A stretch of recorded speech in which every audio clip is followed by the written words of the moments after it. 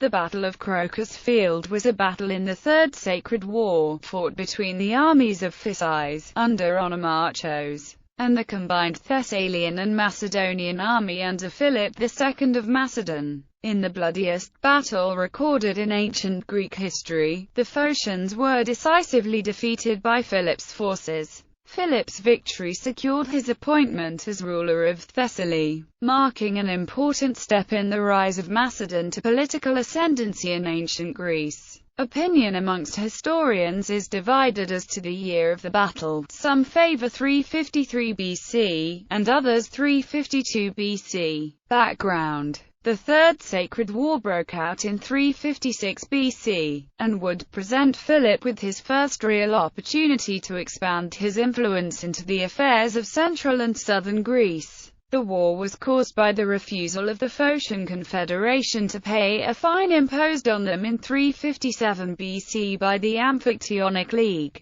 a pan-Greek religious organization which governed the most sacred site in ancient Greece, the Temple of Apollo at Delphi. Behind the religious element, there probably lay a display of realpolitik in bringing charges against the Phocians, instigated by the Thebans. At this time, Thebes controlled a majority of the votes in the council, and at the autumn meeting in 357 BC, the Thebans were able to have both the Phocians and the Spartans denounced and fined. Since the fines for both parties were unjustifiably harsh, the Thebans probably expected neither party to pay, and thus to be able to declare a sacred war on either. In response, the Phocians, under the leadership of Philomelus, seized Delphi, and asserted the ancient claim of Physis to the presidency of the Amphictyonic League, intending to annul the judgment against themselves. There seems to have been some sympathy in Greece for the Phocians,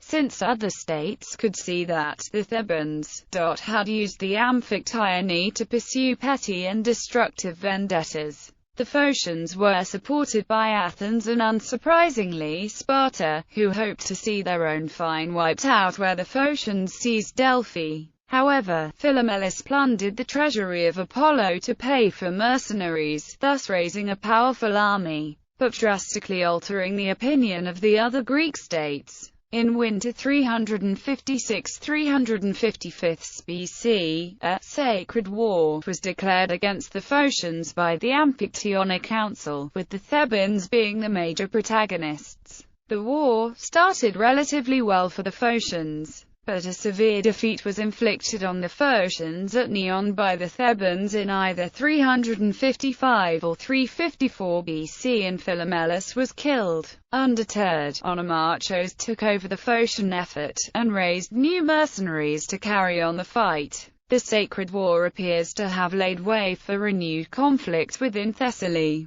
The Thessalian Confederation were in general staunch supporters of the Amphictyonic League, and had an ancient hatred of the Phocians. Conversely, the city-state of Pherai had allied itself with the Phocians. In either 354 or 353 BC, the nobility of the Thessalian city of Larissa appealed to Philip to help them defeat the Pheraians. Philip thus brought an army into Thessaly, probably with the intention of attacking Pherai. Under the terms of their alliance, Lycophron of Pherai requested aid from the Phocians, and Onomachos dispatched his brother, Phallius, with 7,000 men. However, Philip repulsed this force before it could join up with the Pheraians. Onomachos then abandoned the siege he was currently prosecuting, and brought his whole force into Thessaly to attack Philip. The exact details of the campaign that followed are unclear, but Onomachos seems to have inflicted 2 defeats on Philip,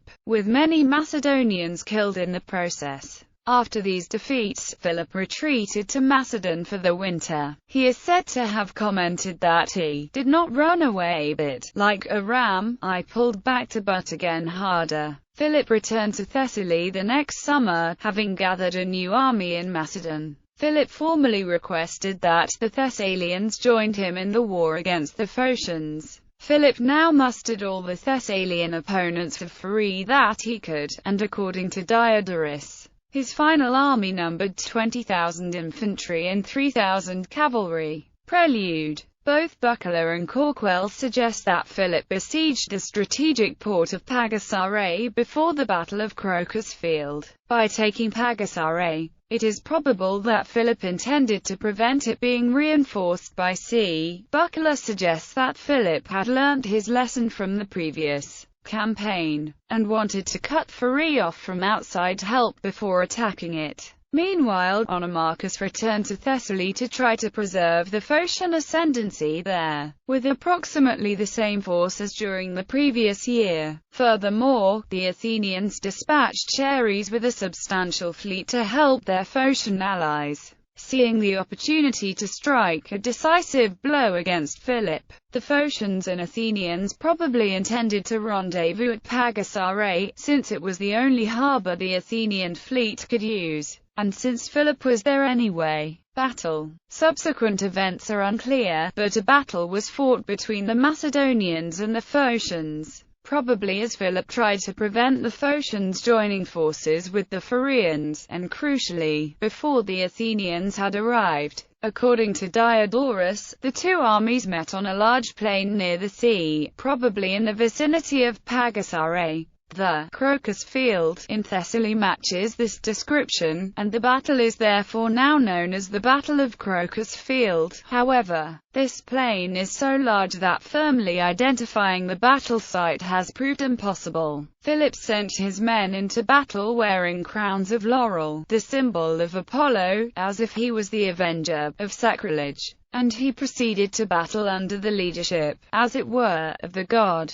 Some of the Phocian mercenaries supposedly threw down their arms, troubled by their guilty consciences. In the ensuing battle, the bloodiest recorded in ancient Greek history, Philip won a decisive victory over the Phocians. The battle seems to have been won by superior numbers and by the valor of Philip's cavalry. Fleeing from defeat, the Phocians ran to the sea, where Ares' fleet had arrived during the battle, but many men were killed during the pursuit, or drowned as they tried to reach the ships. In total, 6,000 Phocian troops had been killed, including Onomachos, and another 3,000 taken prisoner. Onomachos was either hanged or crucified and the other prisoners drowned, as ritual demanded for temple robbers. These punishments were designed to deny the defeated an honorable burial. Philip thus continued to present himself as the pious avenger of the sacrilege committed by the Phocians. Buckler states that, nor should one automatically assume that a mass drowning would shock the Greek world. Even the mild-tempered Isocrates felt that the Phocian mercenaries were better off dead than alive. Dreadful indeed was the punishment, but it was entirely consistent with Philip's role as Apollo's champion. Aftermath. It was probably in the aftermath of his victory that the Thessalians appointed Philip Archon of Thessaly. This was an appointment for life, and gave Philip control over all the revenues of the Thessalian Confederation, and furthermore made Philip leader of the united Thessalian army. The tyrants of Pherae, rather than suffer the fate of Onomachos, struck a bargain with Philip, and in return for handing Pherae over to Philip, were allowed, along with 2,000 of their mercenaries, to go to Phasis. Philip spent some time reorganizing Thessaly, and once satisfied, he marched south to the pass of Thermopylae, the gateway to central Greece. He probably intended to follow up his victory over the Phocians by invading Phasis itself, a prospect which greatly alarmed the Athenians, since once he was past Thermopylae, he could also march on Athens. The Athenians therefore dispatched a force to Thermopylae and occupied the pass. There is some debate as to whether other contingents may have joined the Athenians at Thermopylae. Although it might have proved possible to force the pass, Philip did not attempt to do so, preferring not to risk a defeat after his great successes in Thessaly. Meanwhile, the Phocians regrouped under Onomachos' brother, Phallius. After the huge Phocian defeats at Neon and Crocus Field, Phallius had to resort to doubling the pay for mercenaries, in order to attract enough to replenish his army. Despite their defeats, however, the majority of the Phocians were still in favor of continuing the war. Over the winter of that year, Phallius engaged in diplomatic efforts to gather more support from Phocas's allies. and succeeding in widening the theatre of conflict in the next campaigning season. Uniquely in Greek history, the Phocians were able to absorb huge losses in manpower, thanks to their pillaging of Temple of Apollo, a factor which was to contribute to the war dragging on indecisively until 346 BC. Bibliography. Ancient sources: Diodorus Siculus, Bibliotheca Historica. Justin, Epitome of Pompeius Trogus's Philippic History. Modern sources: Buckler, John. Philip II and the Sacred War.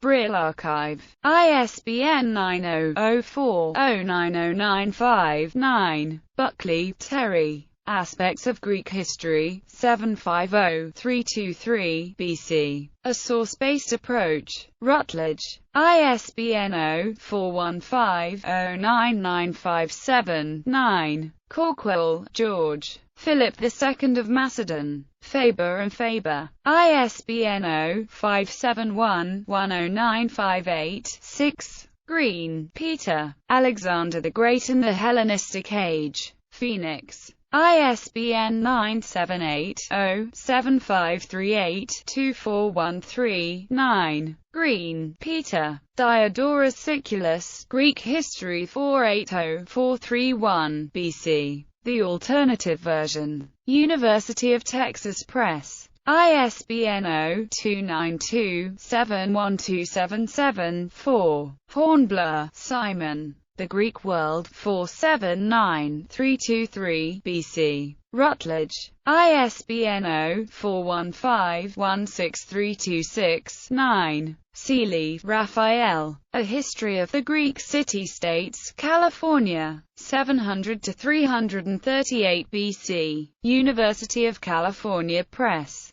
ISBN 0-520-03177-6.